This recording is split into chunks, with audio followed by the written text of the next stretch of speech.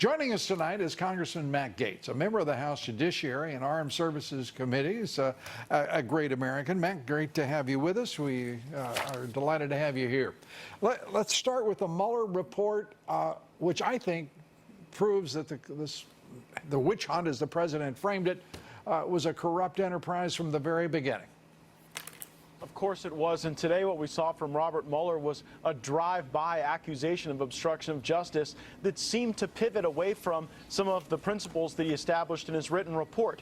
In Robert Mueller's written report, he points out that there is legitimate exercise of Article 2 power of the president that would seem to be a logical defense to any obstruction of justice charge. He also pointed out that the president was acting in public, which would seem to disprove any corrupt intent. And finally, and most importantly, there was no underlying criminal conspiracy with Russia, and so that would undermine any prosecution for obstruction of justice. But it seems today that Robert Mueller is unhappy that the American people are opposing impeachment. He's trying to prod along the Democrats, and now the Democrats have a real fish or cut bait moment. Will they move on, as Robert Mueller has, as House Republicans have, and as the president has, or will they continue to try to have this circus, this parade, in the absence of real policies that could help the American people?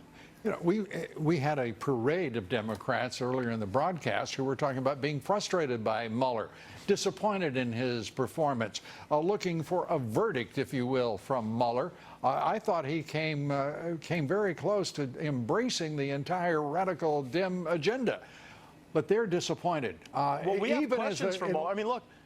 Yes, go ahead. We would have been happy if Mueller would have come before the committee because we had questions for him. For example, when Mueller says he can't clear the president, what legal standard is he using to clear him? Clear and convincing evidence, beyond a reasonable doubt, a preponderance of the evidence? So there are a lot of questions we had about the corrupt beginnings of this investigation, about why Robert Mueller never even bothered to investigate the clear conspiracy that occurred between Christopher Steele, the Democratic National Committee, and Russians who were trying to inject lies about Donald Trump into the presidential election. That was never even evaluated. So maybe Robert Mueller didn't want to answer our questions, and that's why he's unwilling to come before the committee. But in any case, there is no basis for House Democrats to continue this charade. Let's get to the business of reducing prescription drug prices, dealing with the immigration crisis at our border, building the wall, and then, you know, solving problems for people. I thought that's what we were elected to do.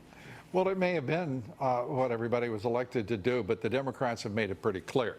They've only got one pony, and that pony is impeachment. They haven't got ideas. They haven't got any new initiatives. And by the way, the Republicans in the Senate aren't exactly bristling with energy in defending this president. What is going on over there? Where is Lindsey Graham in the Judiciary Committee? Why aren't they giving this president at least, you know, some air cover as the political persecution from the House continues? Well, us House Republicans are happy to defend a president that did not collude with Russia. And by the way, it was House Democrats who set the goalpost that the president was some sort of Russian agent. And when that turned out to be a lie, they have to continue the witch hunt on a different broomstick. And that's what's so troubling. As far as Senate Republicans go, I'm glad Lindsey Graham wants to get to the bottom of the corrupt beginnings of this entire investigation. But we could always use more defense of the president. Absolutely. And Congressman Matt Gaetz leading that charge as usual. Good to have you with us. Congressman Matt Gaetz. Thank you.